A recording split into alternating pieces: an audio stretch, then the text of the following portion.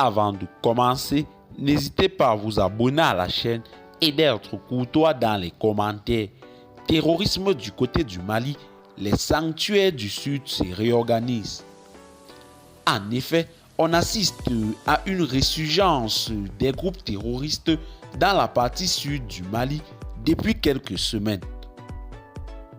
Les mouvements des hommes armés ont été signalés par les populations locales, les ayant vus se déplacer en moto par petits groupes.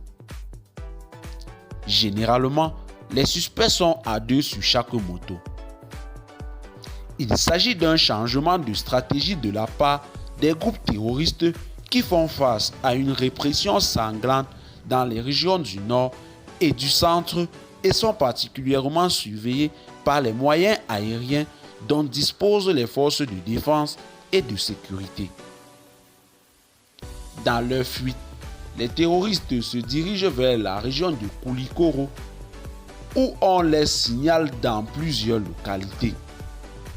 Hier, 15 janvier, des villageois ont signalé 12 hommes sur 6 motos aperçus à Tougouni. Les mêmes sources indiquent avoir aperçu au moins 50 suspects à Dinambamana dans une forêt.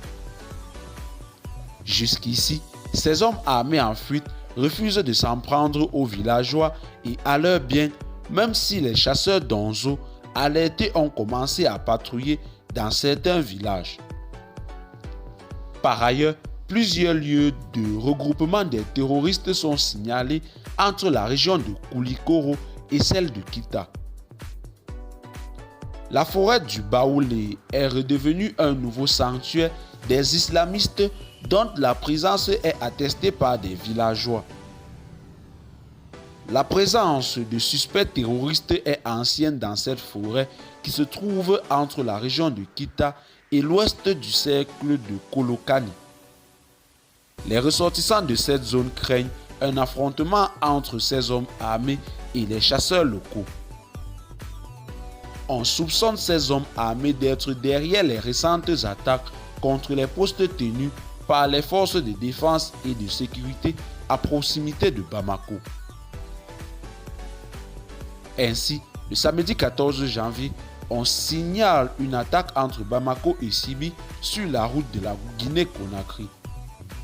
Selon des sources locales, la localité de Sibi, qui est située à moins de 50 km de la capitale malienne, a rarement fait l'objet de la présence des terroristes.